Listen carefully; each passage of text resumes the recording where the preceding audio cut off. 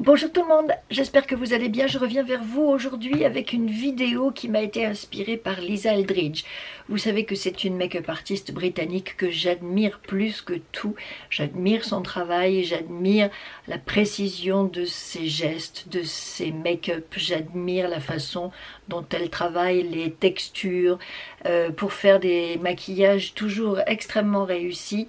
Soit des très légers comme celui que je vais vous proposer aujourd'hui, soit des plus travaillés comme elle peut en faire sur certaines vedettes quand elle les maquille, notamment pour les red carpet. En tout cas, le maquillage que je vais vous proposer aujourd'hui, c'est un maquillage plutôt léger, une espèce de no make-up make-up. Elle dit elle-même d'ailleurs dans son préambule que c'est un maquillage qu'elle fait régulièrement sur tous les types de peau, sur tous les types de femmes et de tous les âges. Donc je pense que ça nous ira bien. Dans ce tutoriel, elle nous montre comment elle fait du contouring ici avec un petit peu de poudre et elle apprend également à maquiller les paupières tombantes. Donc je pense que c'est exactement la vidéo qu'il nous faut, à nous les dames matures, qui avons besoin de restructurer notre visage et qui avons les paupières tombantes entre autres choses. Alors on y va, je profite de ce tutoriel pour vous présenter quelques nouveautés, quelques-unes de mes dernières acquisitions. Sephora faisait sa soirée gold la semaine dernière, alors forcément j'ai fait quelques petits achats. C'est parti!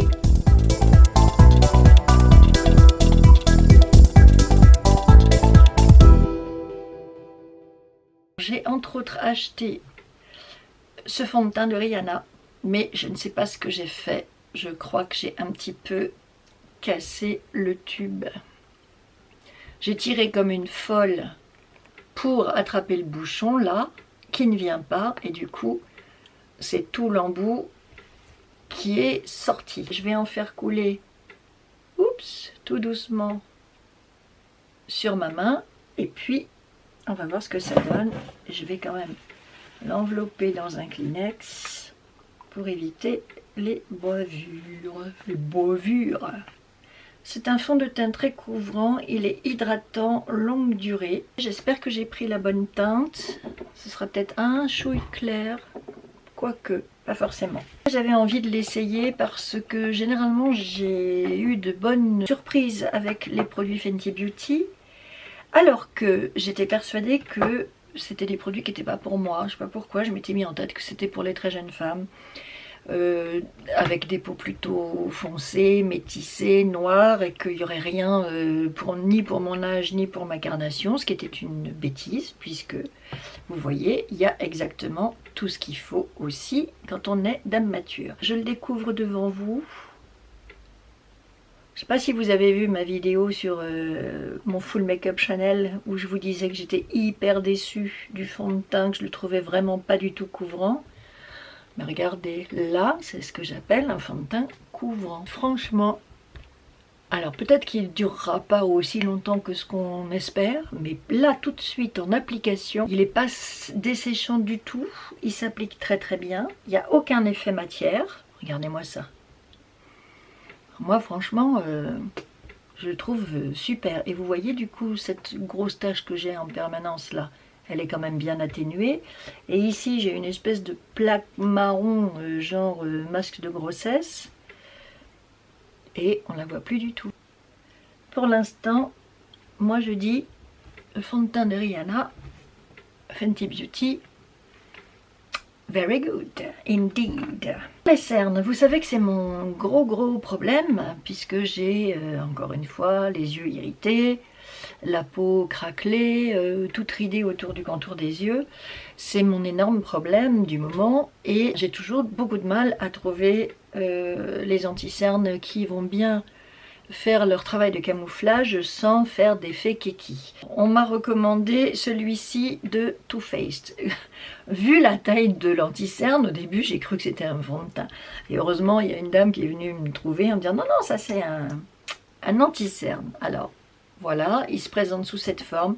Je vais plutôt le mettre sur ma main parce que j'ai peur d'en mettre beaucoup avec ce gros applicateur. Pour ne rien vous cacher, je l'ai testé déjà l'autre jour et j'ai été agréablement surprise parce que quand je voyais l'emballage et la texture, je pensais à l'anti-cerne de Tarte, que je peux vous montrer. Il est vraiment très épais. Et alors lui, quand on a le contour de l'œil tout desséché comme moi, laissez tomber. Il vient craqueler tout ça, s'installer dans les plis, enfin c'est pas terrible. On va prendre celui de Too Faced. Alors ça s'appelle Born This Way Multi-Use Sculpting Concealer, c'est-à-dire que c'est un anti-cerne sculptant multi-usage et son petit nom c'est Born This Way et je l'ai pris dans la teinte Light Beige, Light Beige. Alors, je viens l'appliquer tout doux. Normalement, on doit avoir un anti-cerne plus clair que le fond de teint. Et je me suis fait la remarque qu'avec lui, j'allais avoir un anti-cerne plus foncé que le fond de teint. Est-ce que c'est une bonne chose ou pas? Est-ce que j'innove ou pas en faisant ça? Je ne crois pas, parce que d'autres avant moi nous auraient déjà recommandé de prendre un anti-cerne plus foncé, si c'était la bonne technique. Mais il n'est pas dit que ça convienne quand même, dans la mesure où j'ai un fond de teint relativement clair, mais que je vais venir réchauffer. Ce qui fait que si mon concealer est lui aussi un peu foncé, quand j'aurai réchauffé mon teint, ça passera bien, je pense.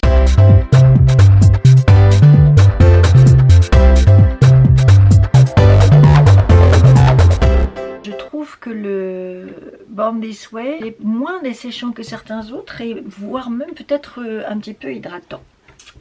On verra. Dans sa vidéo, Lisa Eldridge, une fois qu'elle a fait son teint et ses corrections, elle vient mettre du highlighter liquide. Elle en utilise un de chez Lancôme que moi je n'ai pas, mais j'ai retrouvé dans mon backup ce petit Eye Beam de Benefit, une petite miniature que j'ai eue certainement dans un coffret Benefit. Elle a la peau absolument lisse, c'est une jeune femme, elle n'a aucune ride, aucune paupière tombante, elle est magnifique. Nous, avec les pas de doigts qui se dessinent ici, quand on met de l'highlighter, il faut quand même faire attention à ne pas venir marquer les rides en y mettant des produits trop épais. Une fois qu'elle a fait ses corrections et son highlighter, elle poudre. J'ai trouvé cette miniature de Laura Mercier, la Translucent, poudre libre, fixante, transparente. Moi j'aime beaucoup celle de By Terry. Je me disais, bon les deux c'est peut-être un petit peu doublon quoi, elles ont peut-être un petit peu le même usage. Et la personne avec qui j'ai fait mon petit shopping l'autre jour m'a dit non, la Laura Mercier, elle est bien mieux que la By Terry. Je n'ai pas envie d'arbitrer entre les deux puisque la By Terry je l'aime beaucoup, je ne vais pas d'un seul coup me mettre à la dénigrer. Par contre j'ai très envie d'essayer la Laura Mercier pour pouvoir me faire une idée. On poudre légèrement le visage, poudre sympa, hein. C'est pareil, peut-être qu'il faut l'apporter, que c'est pas juste à l'application qu'on peut savoir si un produit est bon, il faut le tester sur le long terme, donc je vais l'apporter et on verra ce que ça donne. Ensuite, on utilise une base pour les yeux. J'ai celle-ci de Urban Decay, c'est d'ailleurs celle que Lisa utilise dans sa vidéo. Lisa Eldridge a fait cette vidéo il y a déjà quelques années, donc elle utilise dedans une palette Urban Decay que moi je n'ai pas, mais j'ai cette palette de Tarte que je vous ai déjà montré, c'est la Tartelette In Bloom et elle est dans les tons neutres que Lisa utilise elle-même dans son tuto. Il faut 3 types de fard à paupières. Il en faut un clair qui sert de base, il en faut un moyen et il en faut un plus sombre pour venir texturiser un petit peu tout ça et éventuellement un highlighter.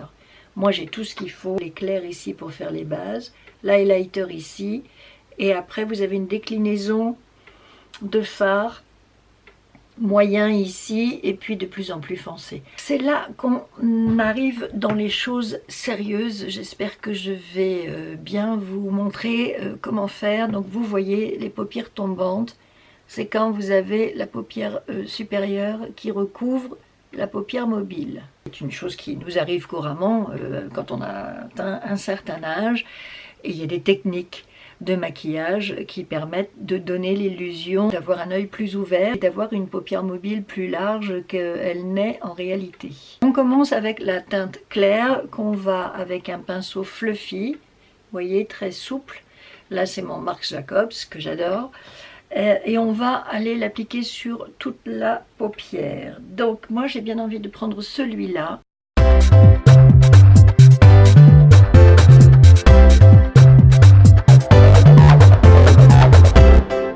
C'est là que la technique Hooded Eyes, paupières tombantes, arrive. Je nettoie un petit peu mon pinceau. On va prendre une couleur plus foncée. Je vais venir prendre celle-ci pour venir dessiner un petit peu mieux mon œil. Et c'est là que vous vous regardez bien droit dans votre miroir. Je ne peux pas trop le monter parce que sinon vous ne verrez plus rien. Et que vous allez travailler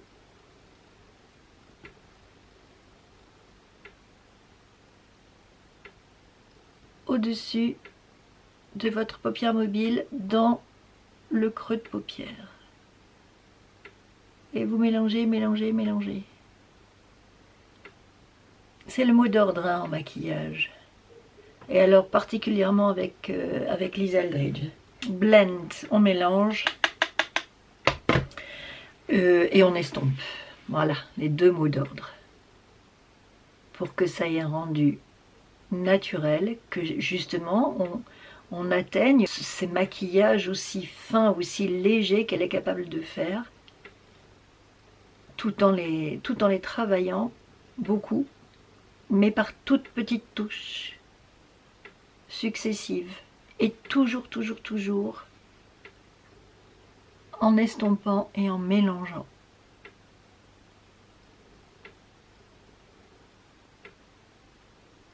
Dans ma vidéo Chanel, je suis un petit peu traumatisée d'avoir été aussi négative, mais ça n'est que la réalité de ce que j'ai vécu, quoi. Je l'ai coupé au montage parce que sinon ça n'en finissait pas, mais ce qui m'a vraiment beaucoup choqué dans la palette Chanel, c'est les chutes que font les fards à paupières quand vous les prenez. Celle-ci, elle a 0 chute. Vous pouvez travailler vos fards, vous n'en mettez pas plein partout, et du coup, moi j'ai fait mon teint, j'ai fait mes yeux, j'ai tout fait, et j'ai pas eu besoin de mettre un Kleenex pour protéger ce que j'ai fait avant de travailler mes paupières. Donc bon voilà, je suis un peu désolée. Je m'attendais vraiment pas à ce que ces produits soient si difficiles à utiliser. C'était une surprise, mais une mauvaise surprise, quoi. Et du coup, bah ouais, j'ai été déçue et il fallait que je sois honnête et il fallait que je le dise, quoi. Je n'aime pas montrer des produits pour les critiquer, c'est pas du tout dans cet esprit-là que j'ai envie de travailler. Mais là, si je voulais être honnête, ben, il fallait que je dise vraiment ce que j'en pensais, et j'en pensais pas que du bien. Ensuite, Liz Aldridge nous recommande de faire un trait de liner sur les paupières supérieures avec un gel. Donc moi j'ai ce gel de Bobbi Brown dans la teinte Espresso Ink.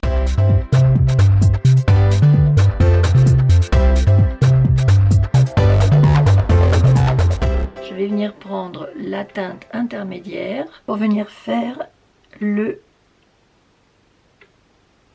contour de l'œil au ras-de-cils inférieur. Et enfin, elle reprend le pinceau fluffy et elle vient chercher l'highlighter.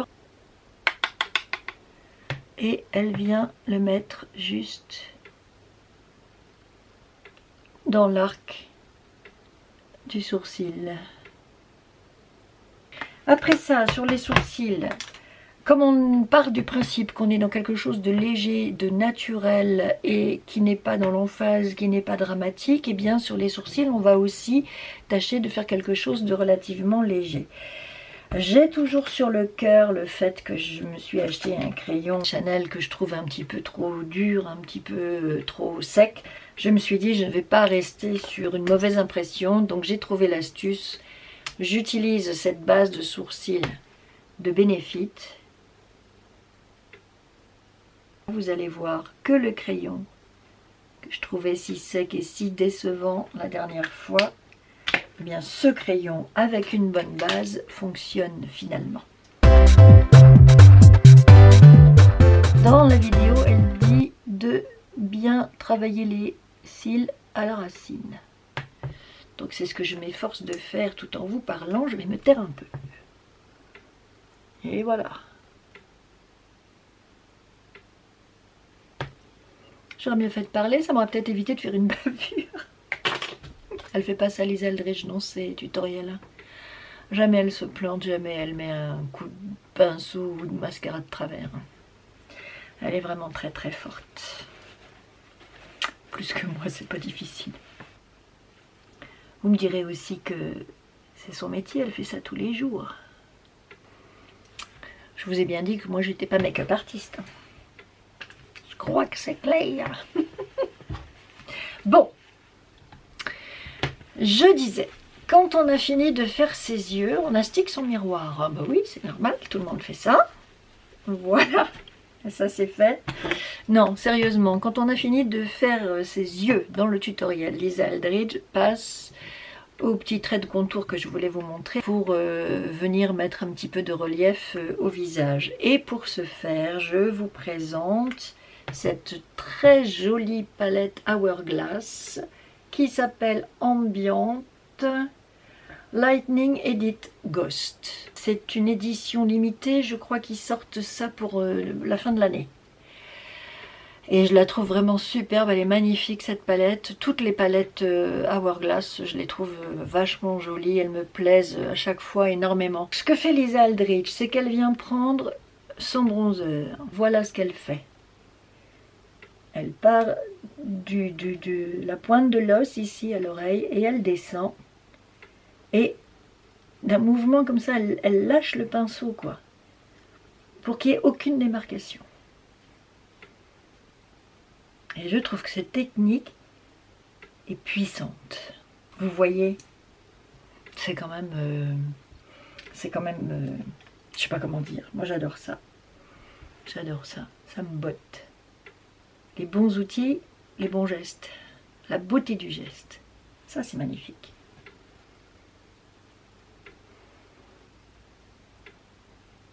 Voilà. Là, j'y suis. C'est souligné. C'est un petit peu accentué à la lumière de la caméra, enfin de l'éclairage. Mais je vous assure qu'au naturel, ça se distingue à peine. Je vais estomper encore un peu. Et puis après, sur les joues, je vais venir prendre ce joli petit blush tout rose et je vais venir en appliquer juste là, en rond, sur la pommette.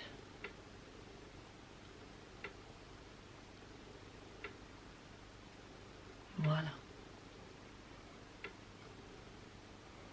Je trouve ça tellement fin, tellement subtil. Tellement joli.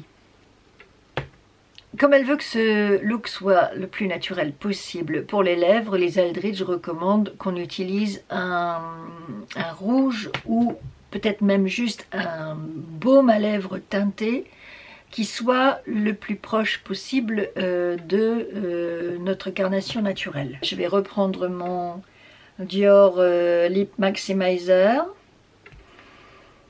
Et je vais revenir en appliquer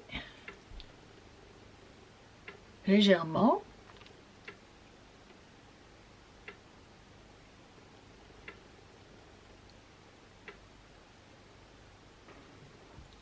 Et voilà.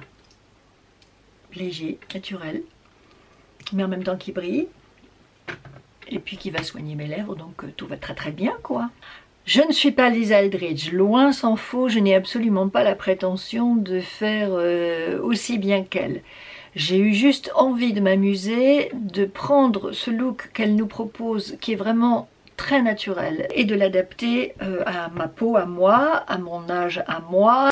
Ça fait frais et léger et naturel. Je suis assez contente du fond de teint Fenty Beauty. L'anti-cerne Born This Way, vraiment excellent. Il hydrate, il ne dessèche pas trop le contour des yeux, j'ai l'impression qu'il a des petits agents hydratants, et puis il renvoie de la lumière aussi. Donc ça fait pas du tout un effet keki comme je peux avoir sur les autres anti-cernes. Donc je pense que vraiment Too Faced avec cet anti-cerne, les gars, vous avez trouvé le bon plan. Et puis bah, la poudre Laura Mercier, je dois dire aussi que j'en suis tout à fait contente. J'ai fini par mettre un tout petit peu sous les yeux aussi, et regardez, c'est pas du tout keki, c'est vraiment imperceptible, et une poudre qui fait bien le job, parce que je brille pas trop quoi. J'avais un peu la trouille de prendre ce look de Lisa Eldridge et puis de le reproduire, parce que quand le maître est si bon, c'est quand même pas facile, on met la barre très très haut avec elle. J'ai voulu m'y risquer et je suis contente de l'avoir fait, je ne regrette pas, parce que franchement je trouve que ça fait un petit make-up pour dame mature qui est très joli, pas trop marqué, naturel, et qui camoufle bien ce qui doit l'être. Et des bons produits aussi, ne l'oublions pas. J'espère que cette vidéo vous aura plu. Je vous remercie d'avoir regardé cette vidéo, d'avoir partagé ce moment avec moi. Je vous embrasse. Je vous dis à très bientôt, très vite. J'ai encore plein de choses à vous dire. J'ai plein d'idées de vidéos à vous faire. Bye!